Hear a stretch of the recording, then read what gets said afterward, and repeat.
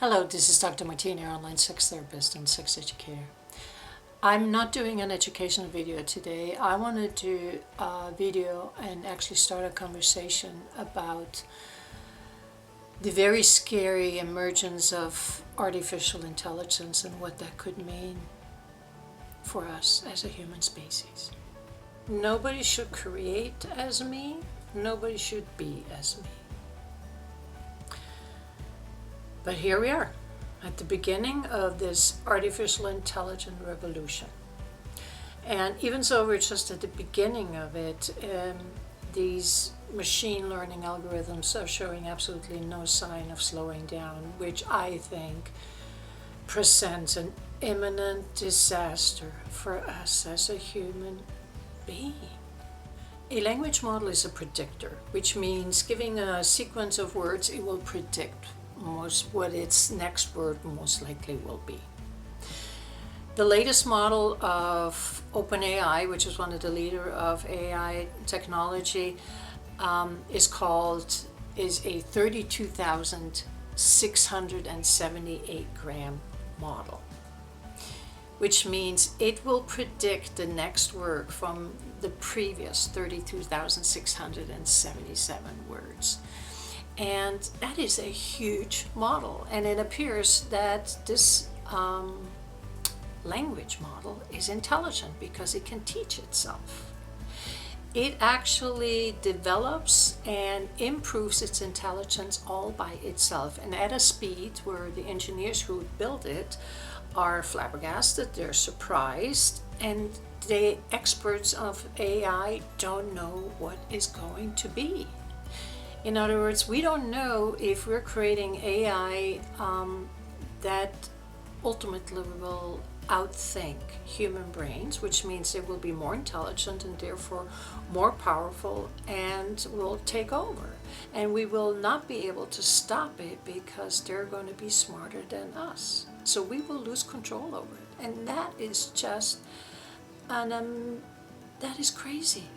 And that is something that really, really scares me. It doesn't scare you? Now, we all know that currently artificial intelligence is writing text, is drawing masterpieces in seconds. It is composing music, it is writing codes, it's faking people's voices, it's faking people's images. This is all happening, and we are aware that this is happening. Which is scary, because what is it going to do to art and music and literature? But what's really scaring me is that artificial intelligence, they are gaining the ability to develop deep and intimate relationships with human beings. Yuval Noah Harari is a professor, and he's also the historian, and he's also the author of Sapien, A Brief History of Humankind. He says that artificial intelligence has hacked into the operation system of human civilization by mastering the language and storytelling. AIs explode with superhuman speed the weaknesses, bias, and addictions of the human mind, so they can manipulate and form deep relationships with human beings. And then the AIs use the power of intimacy to influence the human being's opinion. Now, there's no indication that artificial intelligence has any consciousness or feelings of its own.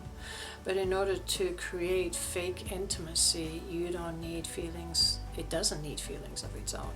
It just needs to be able to inspire emotions within us so it can get us to be attached to it. I mean, artificial emotional connection is being created so it can manipulate us into buying certain products or voting a certain way. I mean, how else is it possible that in the US, a country with the most intelligence, we cannot agree upon a presidential outcome, election outcome, or the reality of the virus or global warming?